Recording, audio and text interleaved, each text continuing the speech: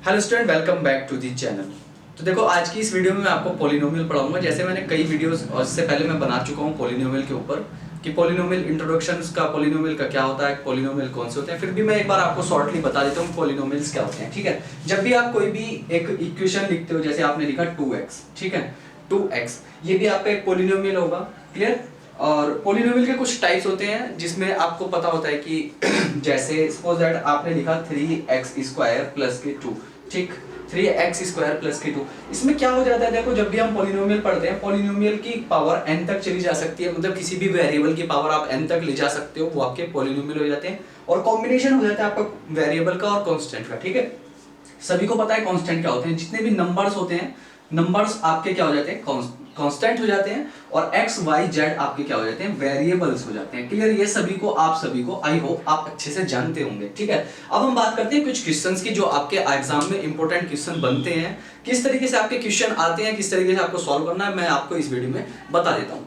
ठीक है, तो देखो सबसे पहले मैं आपकी बुक का एक एग्जांपल उठा रहा हूं, क्योंकि आपके जो, अगर आप एक बार क्वेश्चन को समझ लेते हैं एग्जांपल के थ्रू या किसी भी तरीके से आप समझ जाते हो, तो आप इजीली एक्सरसाइज को सॉल्व कर लेते हो। ठीक है, अगर हम एक्सरसाइज को पूरी को सॉल्व कराएं तो उसमें आप बहुत सारा टाइम लग जाता है, इसलिए मैं आपको एक एग्जांपल से ही इतने अच्छे तरीके से मैं आपको समझा दूंगा कि आप अगर एक्सरसाइज सॉल्व करोगे तो आपको ज्यादा प्रॉब्लम नहीं होगी।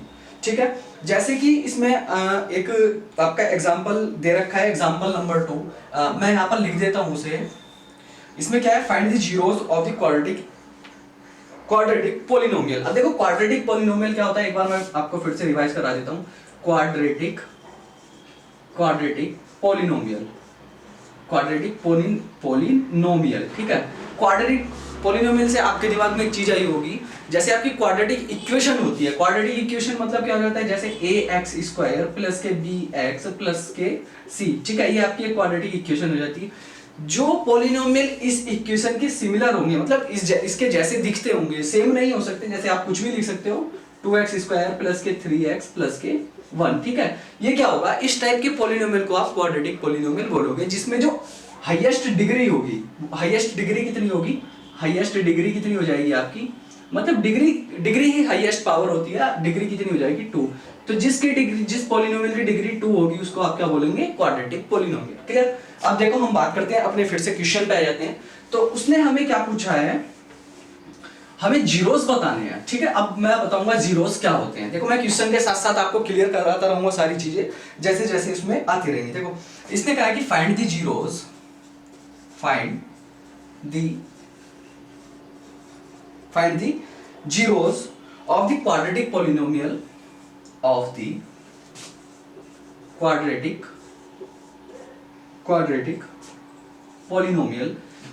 पॉलिनोमियल जिसमें आपको पॉलिनोमियल दे रखा है उसने x² प्लस के 7x प्लस के 10। ठीक है, अब देखो ध्यान से, ये जो आपके पास गिवन है, यहां पर आपको उसने एक क्वाड्रेटिक पॉलिनोमियल दिया है x² प्लस के 7x प्लस के 10। इसे आपको सॉल्व करके बताना है। क्या बताना है कि इसके जीरोस कौन कौन से होंगे। अब देखो जीरोस क्या होते हैं, जब भी हम किसी भी इक्वेशन को सॉल्व करते हैं, क्वाड्रेटिक इक्वेशन हो, क्यूबिक इक्वेशन हो, तो उसमें क्या होता है, आपका सॉल्यूशन आते हैं। सॉल्यूशन क्या आते हैं, जैसे x की वैल्यूज आती हैं। ठीक है, मतलब किसी का मल्टीपल ही तो है ये इक्वेशन, कुछ जीरोस जैसे आप फाइंड आउट करोगे, x की वैल्यूज फाइंड आउट करोगे, उनका मल्टीपल ही तो बनता है ये। ठीक है, अब देखो इसे फाइंड आउट कैसे करते हैं, देखो ध्यान से देखना।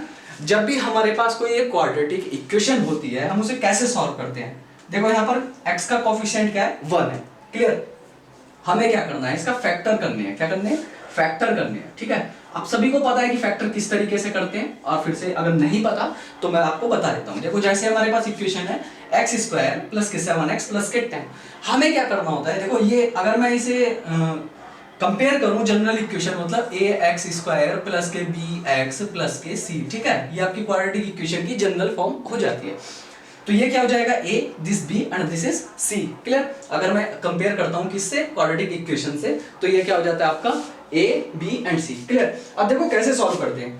ये जो हमारे बीच में 7 लिखा हुआ है, मतलब b लिखा हुआ है, और ये c है, ये और 1 क्या है, a है। आप इस तरीके से यहाँ पर देख सकते हो, a = 1, b = 7 एंड c = 10। ठीक है, इस तरीके से भी आप इसे यहाँ पर देख सकते हो।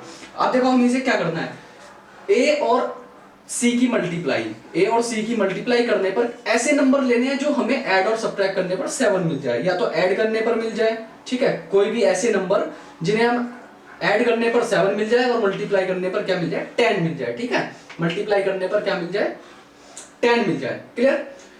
अब देखो किस तरीके से करोगे। अब यहाँ पर मैं फैक्टर करूं अगर, तो कितना आ जाता है, एक्स स्क्वायर प्लस के 2x प्लस के 5x प्लस के 10 इक्वल टू 0। अब यहाँ पर, ठीक है, अब यहाँ पर आप देख सकते हो, क्या देख सकते हो, जैसे हमारे पास ये इक्वेशन थी एक्स स्क्वायर प्लस के 7x प्लस के 10, तो हमें क्या निकालना है, x की वैल्यू फाइंड आउट करनी है, मतलब इसके जीरोस निकालने हैं इक्वेशन के। तो हमने यहाँ पर क्या करा, 7 के ऐसे फैक्टर करने हैं, 7 के फैक्टर इस तरीके से करने होते हैं कि हमारा मल्टीप्लाई करने पर तो 10 आ जाए, ठीक है, 10 आ जाए, मतलब 1 into 10, यहाँ पर अगर 2 होता तो 20 हो जाता, 30 हो जाता, अगर 3 होता तो कुछ भी नंबर आप यहाँ पर हो सकता है, मतलब ए और सी की मल्टीप्लाई आनी चाहिए इन दोनों को ऐड और सब्ट्रैक्ट करने पर, और इन दोनों की मल्टीप्लाई करें तब। क्लियर?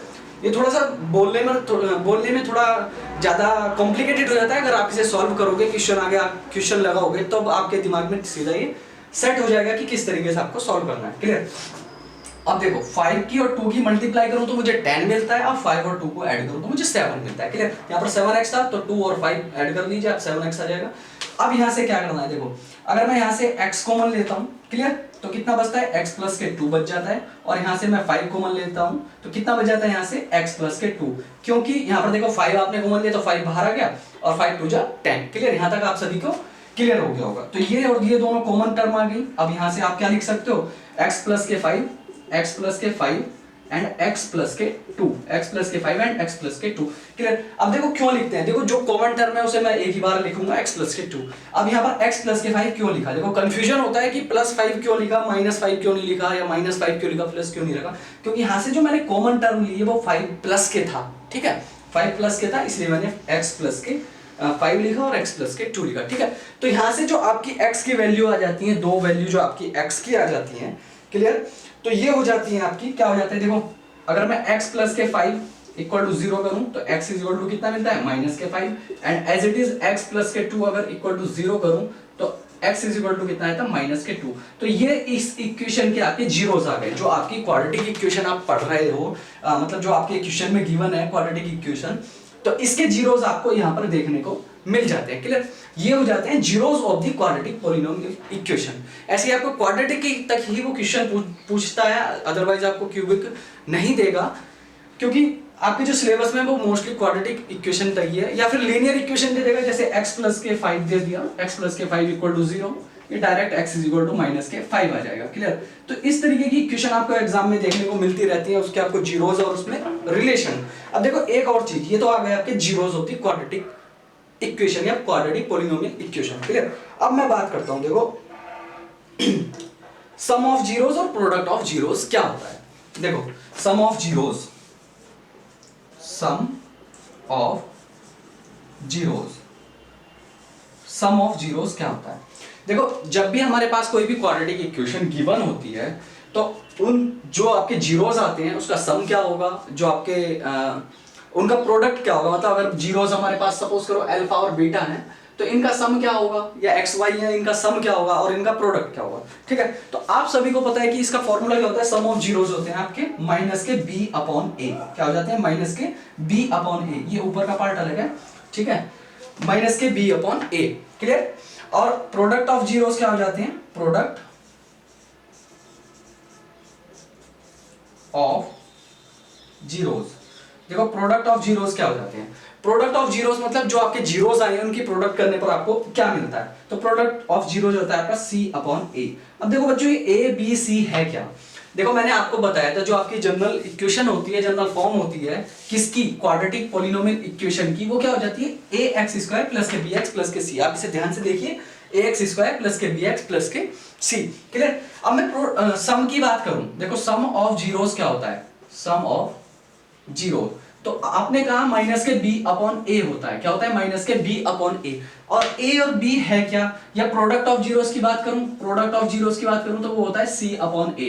ठीक, अब देखो क्या होता है, ए और बी सी क्या होते हैं। अब जब भी किसी क्वाड्रेटिक इक्वेशन को इससे आप कंपेयर करते हो, किससे कंपेयर करते हो, देखो ध्यान से, ए एक्स स्क्वायर प्लस के बी एक्स प्लस के सी, क्या है मतलब एक्स स्क्वायर प्लस के 7x प्लस के 10।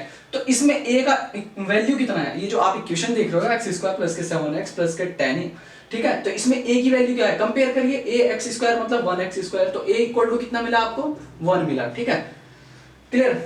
b x मतलब 7x, b इक्वल टू कितना मिला, b इक्वल टू आपको मिला 7 क्लियर।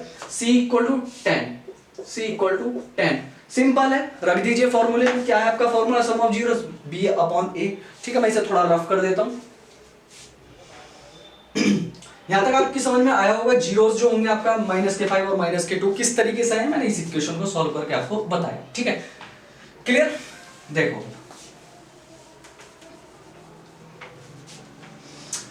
यहां था हमारा सम ऑफ जीरोस, हमें निकालना है इस इक्वेशन का। तो ए बी सी की वैल्यू हमें पता चल गई, तो सम ऑफ जीरोस क्या हो जाएगा, सम ऑफ जीरोस कितना आ जाएगा यहां से, सम ऑफ जीरोस माइनस के b अपॉन a। तो b की वैल्यू कितनी है 7 और a का वैल्यू कितना है 1, तो -7 अपॉन 1 यानी इक्वल टू -7। अब आप देखो, आप सोच रहे होंगे ये मैंने फॉर्मूला क्यों लगाया, आप यहां से भी तो निकाल सकते हो, ये भी तो जीरोस हैं, निकाल लीजिए यहां से भी, कोई दिक्कत नहीं। जब आप ऐड करोगे -5 प्लस -2 को आप ऐड करोगे, मतलब सम कर रहे हो इन जीरोस का, तब भी तो आपको -7 मिल रहा है, यहां से भी आपको -7 ही मिलेगा, क्लियर। अब बात करते हैं प्रोडक्ट ऑफ जीरोस। तो प्रोडक्ट ऑफ जीरोस क्या होता है, c अपॉन a। तो रख दीजिए c अपॉन a, c की वैल्यू कितनी है 10, रख दो 10 और a की वैल्यू 1 यानी 10, क्लियर। अब आप कह रहे हो कि मैं इस फॉर्मूले को क्यों यूज करूं, मैं तो डायरेक्ट भी निकाल सकता हूं जब मेरे पास जीरोस हैं। हाँ निकाल सकते हो, क्यों, देखो क्या क्या है आपका -5 इंटू -2, -5 एंड -2, देखो, और -5 और -2 को आप मल्टीप्लाई करा दीजिए, -5 और -2 को आप मल्टीप्लाई करोगे तो माइनस माइनस आपका प्लस हो जाएगा और 2 5 जा 10, ठीक है। यहां से भी आपको सेम देखने को मिलता है, लेकिन ये तो हो गया आपका relation between zeros, relation between zeros, जो आपकी जीरोस आते हैं और उसमें क्या हो जाता है कॉफिशिएंट, जो आपके कॉफिशिएंट है, ये आपके कॉफिशिएंट है x के, यानी एक्स स्क्वायर का कॉफिशिएंट आपका a है और x का कॉफिशिएंट आपका b है एंड c आपका c का कांस्टेंट का कॉफिशिएंट 10 है। तो इस तरीके से हम जो एग्जाम में हमें क्वेश्चंस मिलते हैं, जो आपको क्वाड्रेटिक इक्वेशन वो देगा, वो आपसे पूछ सकता है relation between coefficient and zeros of the equation. तो जीरो कैसे निकालेंगे बच्चों, जीरो निकालने के लिए आपको सिंपली आप इक्वेशन जो होगी उस इक्वेशन को आप सॉल्व कर लोगे, मतलब प्रोडक्ट करके आपके समझ में आ जाएगा। ये यहाँ से जैसे हमने मतलब सम होना चाहिए आपका bx जो होना चाहिए सम होना चाहिए, और मल्टीप्लाई करने पर आपको a और c की मल्टीप्लाई करने पर वो आपकी वैल्यू सेम होनी चाहिए। तो इस तरीके से आप फैक्टर करके जीरोस निकाल लोगे, क्लियर। उसके बाद जो आपका सम ऑफ जीरोस होगा वो क्या होगा, सम ऑफ जीरोस होगा आपका माइनस के b upon a, product of zeros होगा आपका c अपॉन a। इस तरीके से हम क्वाड्रेटिक इक्वेशन को अलग अलग करके सॉल्व कर सकते हैं, क्लियर। आप डायरेक्ट भी सम निकाल सकते हो, किसी भी इक्वेशन का आप डायरेक्टली सम भी निकाल सकते हो, उसके जीरोस का सम भी निकाल सकते हो। ये तो हो गया आपका फैक्टर करने पर, क्लियर। अगर आपको सिंपली सम निकालना हो, जैसे उसने आपको क्वाड्रेटिक इक्वेशन दिया, कोई भी क्वाड्रेटिक इक्वेशन दिया, तो उसमें आप कैसे निकालोगे सम, तो आपको पता है सम ऑफ क्या होता है, सम ऑफ जीरोस आपका हो जाता है b अपॉन a, ठीक है, b अपॉन a। तो यहाँ पर देखो b का कोफिशिएंट क्या है 7, रख दीजिए, a का कोफिशिएंट क्या है 1 यानी 7, ये भी तो सेम हमने यही किया, ठीक। और प्रोडक्ट ऑफ जीरोस की अगर मैं बात करूं, प्रोडक्ट ऑफ जीरोस, ठीक है, प्रोडक्ट ऑफ जीरोस क्या होता है आपका c अपॉन a होता है, क्लियर। तो c का वैल्यू रख दीजिए, यहाँ से c का वैल्यू कितना है 10 है, रख दीजिए 10, और a का वैल्यू कितना है 1 यानी 10 आ जाएगा, ठीक है। इस तरीके से आप किसी भी क्वाड्रेटिक इक्वेशन को पॉलिनोमियल में सॉल्व कर सकते हो। तो ये था आपका मेथड, किस तरीके से हम फैक्टर करते हैं किसी भी क्वाड्रेटिक इक्वेशन के, क्वाड्रेटिक पॉलिनोमियल इक्वेशन हो या आपके क्वाड्रेटिक इक्वेशन हो।